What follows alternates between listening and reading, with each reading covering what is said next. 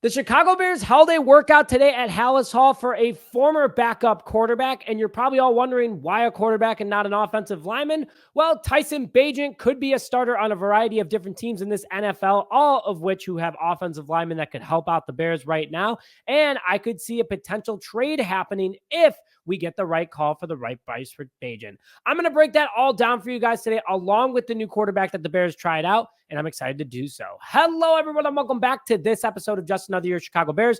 My name is Nick Rody, and as always, thank you for tuning in. Now, before I begin today's video, like this video if you think that Chris Morgan, our offensive line coach, is the problem for the Chicago Bears at the moment, along with commenting a trade you would take for Tyson Bagent, whether it be a draft pick or a player. Let's hear it in the comments right now. And please subscribe to the channel if you haven't already. Let's hit 18,400 before week one. We are not too far away, and I need all your guys' help. So the Bears held a workout today, which is what's sparking this potential idea of Tyson Bagent getting traded. And the Bears worked out former Steeler and Chiefs backup quarterback Chris Oladokun at Halas Hall today. The 27-year-old quarterback enters his third season in the NFL after making it in the 7th round in the 2022 NFL draft by the Pittsburgh Steelers. Standing at 6'1", 213 pounds, he is literally the exact same size as Caleb Williams and plays a lot athletically like the rookie quarterback, but not nearly as gifted. Not saying that at all.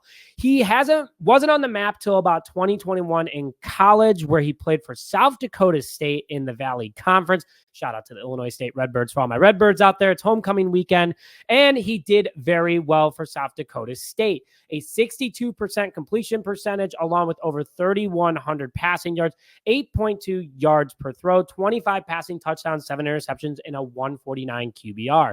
Not only that, he was able to move the ball well with his feet, averaging over 4 yards per carry, 166 total yards, and 2 rushing touchdowns. He's been a backup his entire time in the NFL, spotlighted very well during preseason games for the Chiefs throughout and Steelers throughout his career, but just being the fun community quarterback that people love.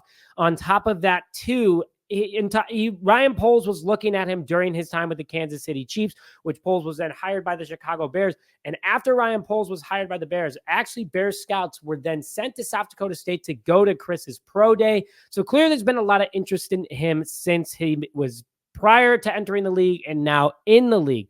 Bears scouts also seem to have liked him a lot too. He was on the Bears list.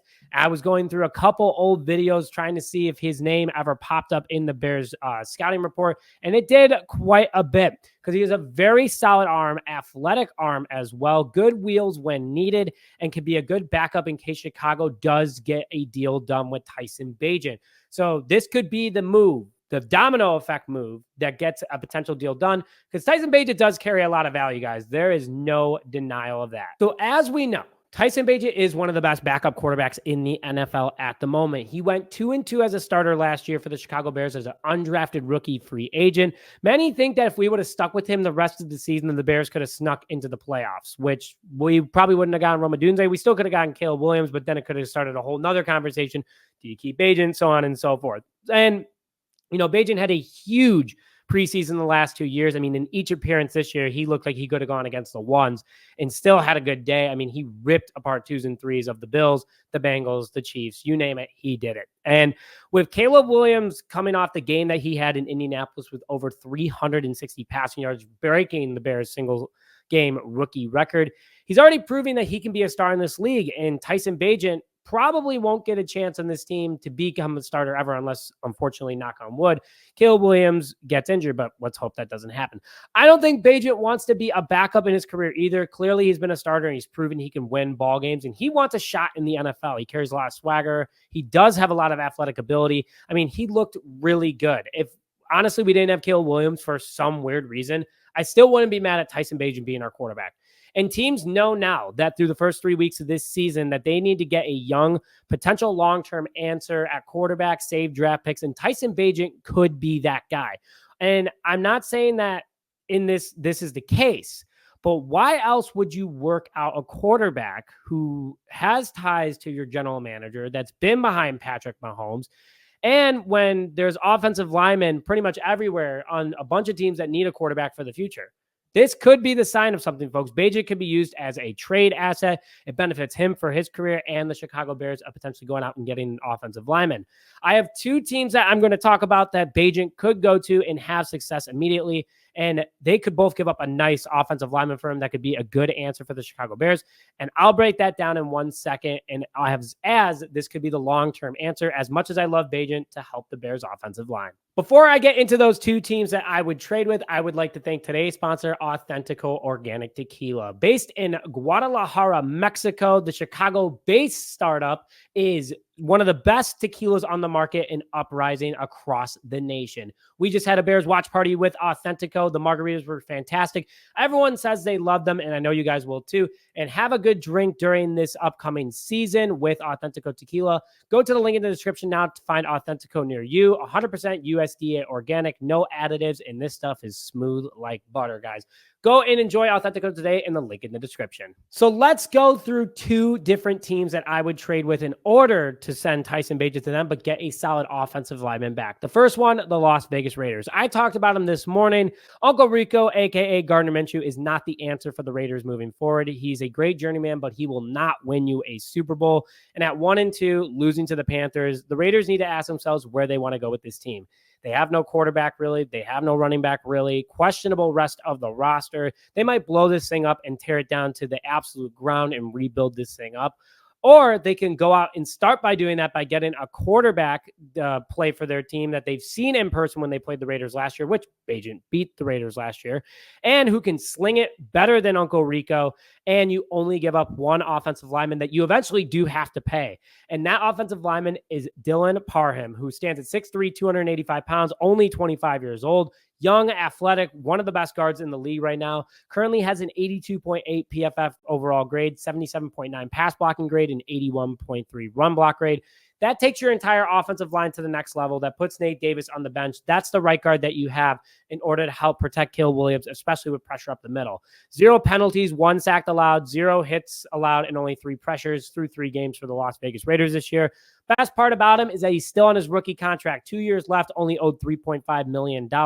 You don't have to pay him for 2 more years. The Raiders, if they go into rebuild mode, are not going to want to pay a guy at 27 years old big money. The Bears could have him for the next 2 years and give him a nice contract after.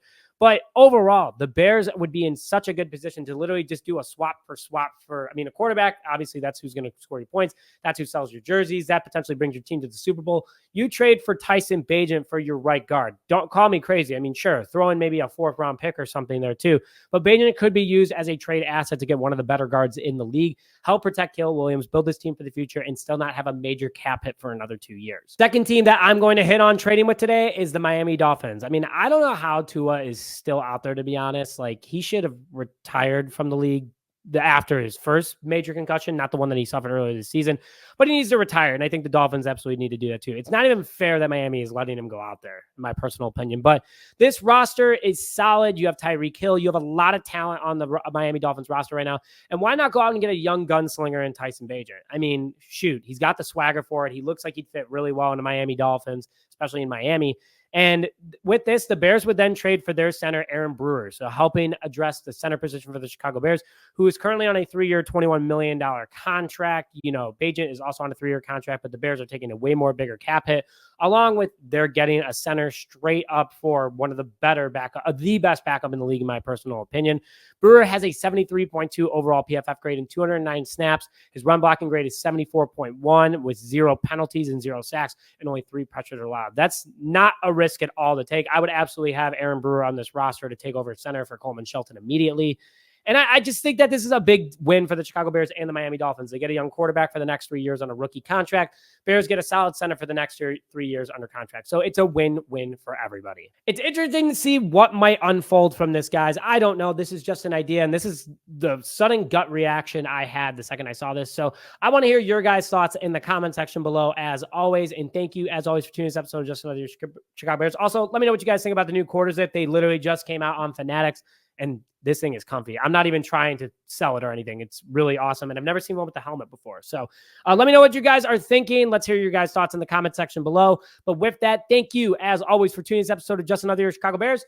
My name is Nick Brody, and as always, bear down, baby.